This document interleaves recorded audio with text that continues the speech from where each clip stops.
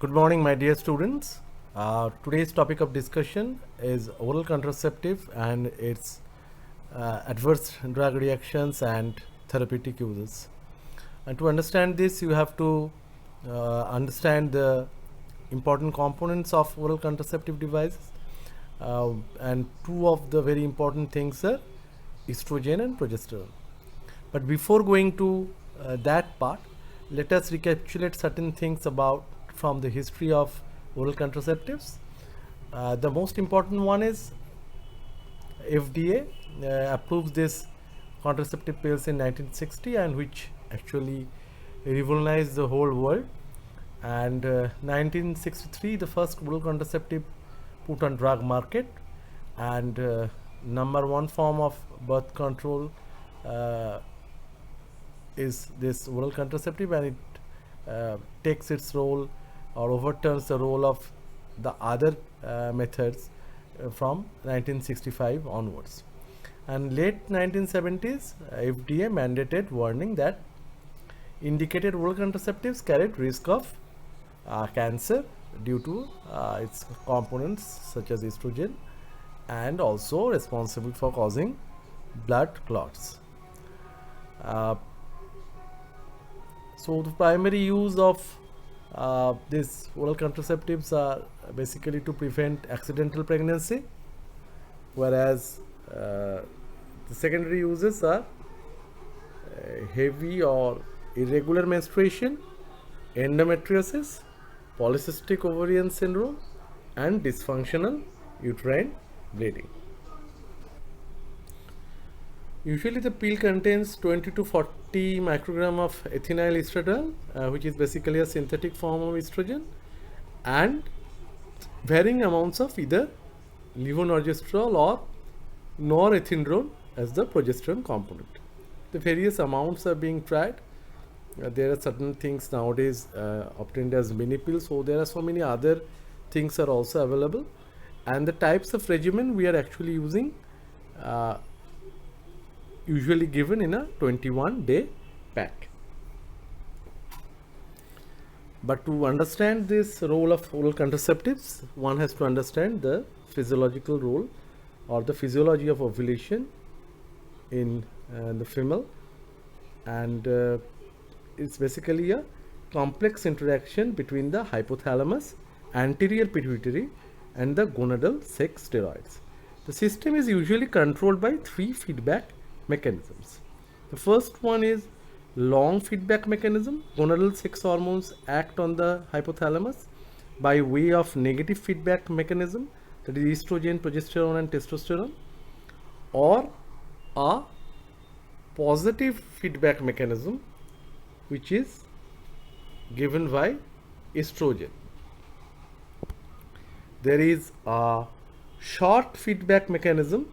This involves a direct action of sex hormones on the anterior pituitary, and it's regulating the secretion of follicular stimulating hormone and luteinizing hormone. And lastly, the ultra short negative feedback mechanism. This comprises regulation of this comprises regulation of the hypothalamic GnRH by the pituitary, follicular stimulating hormone, and luteinizing hormone. And it is basically regulating both ways, the positive as well as the negative feedback mechanism. So there are three feedback mechanisms: long, short, and ultra short. Dopamine found at the nerve endings in the hypothalamus is involved in the release of gonadotropin releasing hormone. That means the one which is called GnRH, which in turn affects both LH and FSH secretory cells of the anterior pituitary. The mode of action of GnRH is believed to be similar in both sexes, except for its cyclicity in female. Secretory activities are modulated differently by estrogen, progesterone and testosterone. The natural GnRH isolated from human, porcine and ovine or bovine hypothalamic is decapeptide. That means it contains 10 peptides. They are identical in structure, have been synthesized. It regulates the synthesis and secretion of both FSH and LH. Since it predominantly causes release of LH, it is also known as LH releasing hormone. The ovarian function is controlled by hypothalamic GnRH and pituitary follicular stimulating hormone and luteinizing secreting secretion, which is modulated by various positive and negative feedback mechanisms. Gonadotropic releasing hormone secreted in discrete pulses. It stimulates the synthesis and secretion of LH and FSH. At puberty, initially, this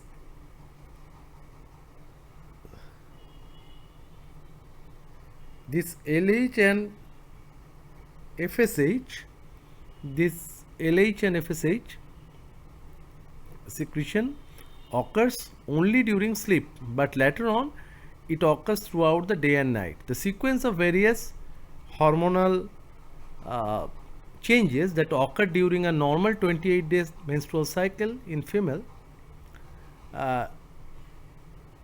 you can see it from your physiology book, where you will see there is initially this follicular stimulating hormone curve is lying below this LH1, and then you see that in the time of menstrual cycle, there will be some different types of curves which are being demonstrated in the follicular phase and the luteal phase. So in the follicular phase you will see different kind of curve, whereas in the luteal phase or ovulation phase you will see a different kind of curve.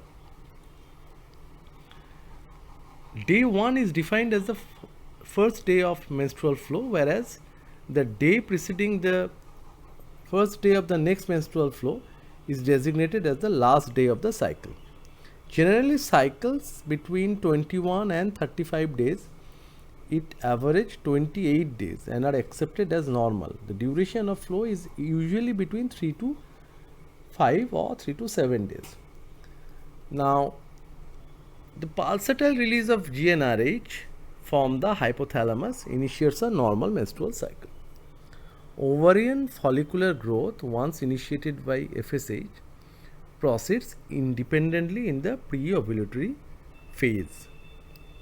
So we'll go to the next slide and we'll see here the ovulation is basically comprises of two phases, the follicular phase and the ovulation phase. In follicular phase, LH and FSH concentrations increase due to GnRH. There is follicular growth, antrum fluid volume usually increases, and blister forms in ovary. Whereas in the ovulation phase, or the ovulatory peaks of FSH and LH occurs usually between the days 11 to 23 of the menstrual cycle. If you take a single day, it's usually 14 to 15 days. So its timing has no relationship to the length of the cycle. Following the large quantity of LH, that is called the LH surge, the follicle size increases, resulting in follicular rupture and release of an ovum, and this is basically called the follicular phase, ovulation phase. And the follicle released from the ovary, it started secreting estrogen, and corpus luteum triggers release of progesterone and estrogens. So the LH surge suppresses now the granulose cell proliferation and triggers the induction of progesterone release. That much is clear from the second phase, in the ovulation phase. The peaks of plasma estradiol and 17 alpha hydroxyprogesterone precede the mid-cycle LH peak, that means luteinizing hormone peak.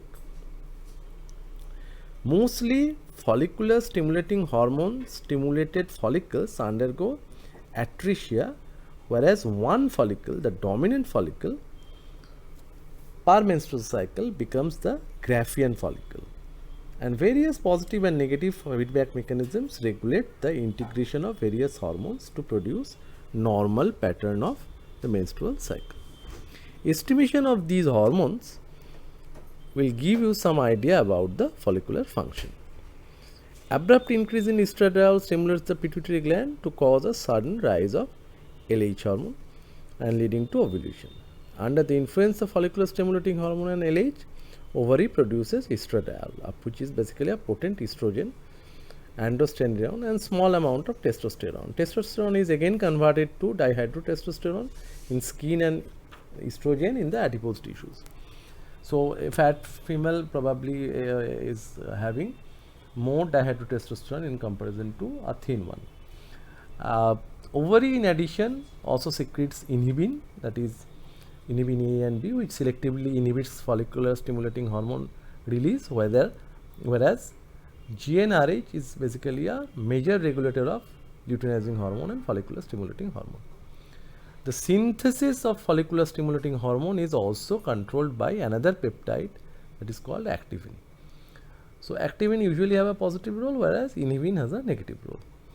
They belong to the family of transforming growth factor beta, and inhibition of GnRH secretion by estradiol or progesterone, which is being shown here in this slide, by if you see this negative feedback inhibition by estradiol or progesterone and selective inhibition of follicular stimulating hormone by inhibin, these are critical for the development of single mature oocyte, and activin stimulates the synthesis of follicular stimulating hormone.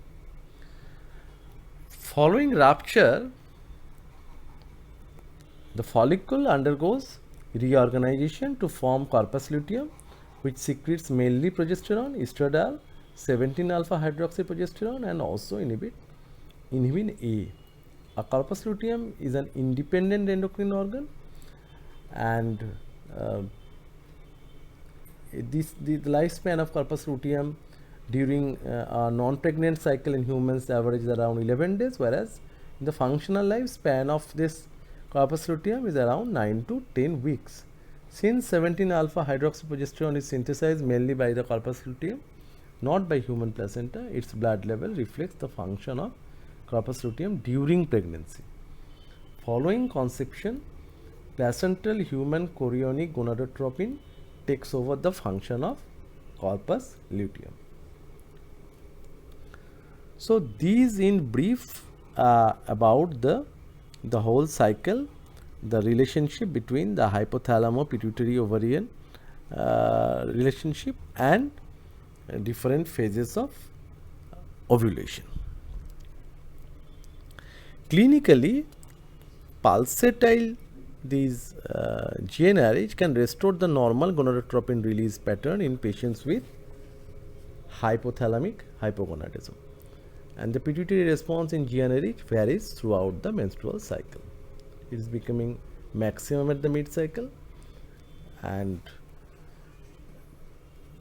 sometimes it so happens that there is a self-priming effect is not observed following a continuous GnRH infusion. If somebody infuses GnRH for treatment of certain things, certain disease, and you will not see the self-priming effect, and which results in an initial increase for a short time, followed by a sustained and progressive decline in luteinizing hormone secretion. This is due to a down regulation of GnRH receptors. So as I said, it's basically about a complex relationship between the three.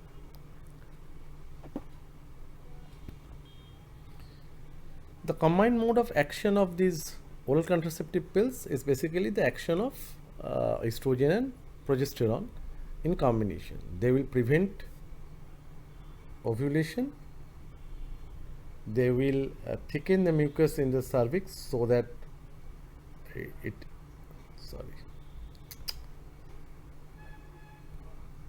so that it's not possible for the sperm to penetrate, and it thins the endometrium. So basically these are the three functions served by these oral contraceptive pills.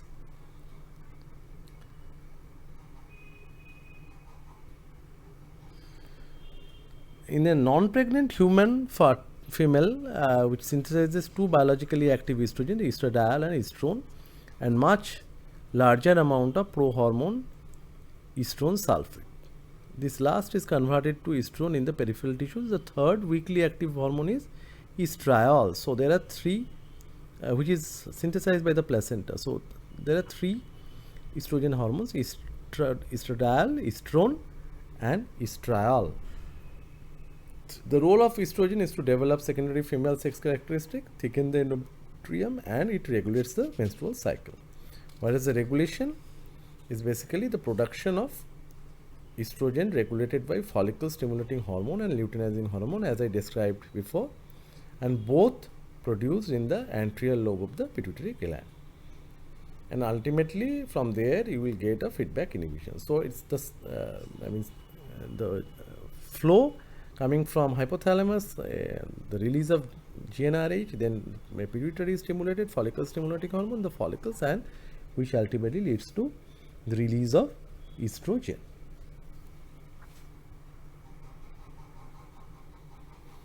So as I mentioned, there are three estrogen forms which are available: estradiol, estrone, and estriol, and one of them is obtained from placenta.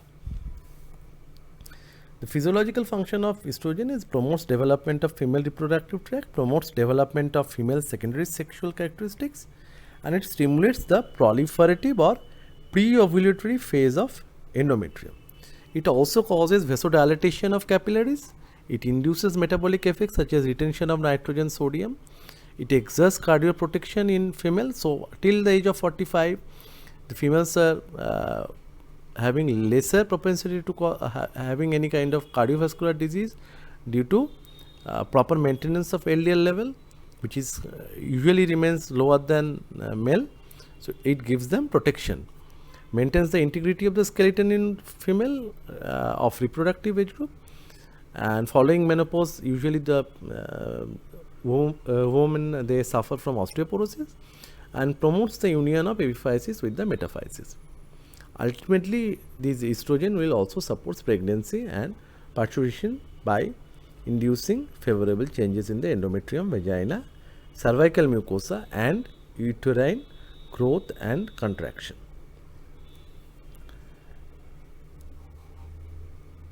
The problem with these estrogen is the carcinogenicity. These estrogens are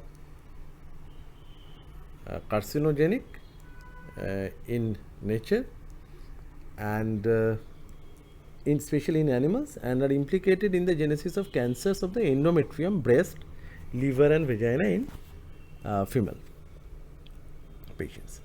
It also has anti-androgenic action. They found to be beneficial in prostate cancer, which is basically androgen dependent.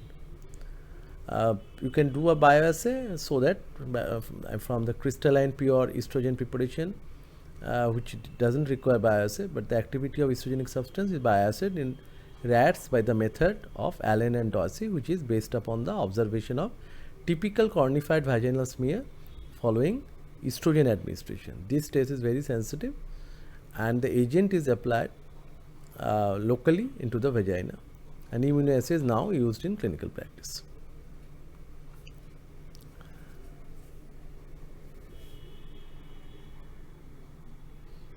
So there are different estrogen receptors, ER alpha and ER beta. Their mode of actions are more like corticosteroid. They passes through phospholipid barrier. These are present as a clump. These estrogen, progesterone, then the corticosteroid. It is being separated. The ligand binds with the hydrophobic region of the receptor, forming the capsule over the ligand binding pocket. This complex will ultimately taken from cytoplasm to nucleus, and estrogen and ER complex, it binds to estrogen response element in the nucleus to initiate transcriptions. The exons are introns are binding with each other. The exons are separated, and then it leads to the synthesis of protein, that is called translation. And in this picture, I'm just, you see the distribution of ER alpha and ER beta in different organs. You see the central nervous system having both, cardiovascular system also having both, whereas liver and GI tract are only having, liver is having ER alpha and GI tract is only having ER beta. Urogenital tract is also having both ER alpha and ER beta. So this is basically the distribution of estrogen receptors. And there are some agents which are known as phytoestrogens. These are non-steroidal compounds such as isoflavones, ligands present in plants, red clover, and these are converted in the intestine to compounds with 1 by 10,000 the estrogenic activity of estradiol. Some of them also have anti-estrogenic activity. Phytoestrogens have been commercially promoted for use in postmenopausal women for prevention of osteoporosis, breast cancer and ischemic heart disease. The evidence in their favor is largely epidemiological, and this female patients usually they are taken from the Asian countries whose daily diet contains substantial quantity of these soy, have a lower prevalence of the above elements. So that's about the phytoestrogens. And one more thing you have to remember, that is selective estrogen receptor modulator. So these are the drugs which are basically binding to the two estrogen receptors being shown, ER alpha and ER beta. They are partially estrogenic in some tissues with anti-estrogenic activity or no activity in others. The examples are tamoxifen. It has anti-estrogenic action in the breast but estrogenic action on the bone and endometrium.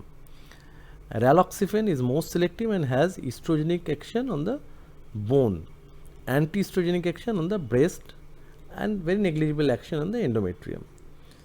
Like raloxifene, there is another one which is benjidoxifene, has estrogenic effects on bone. So actually these raloxifene, benjidoxifene, these can be used in osteoporosis, having anti-estrogenic effect on the uterus but estrogenic effect on bones. It prevents osteoporosis, so we can prescribe these drugs. It is advisable as FDC with conjugated estrogens for the treatment of vasomotor symptoms and prevention of osteoporosis in postmenopausal female.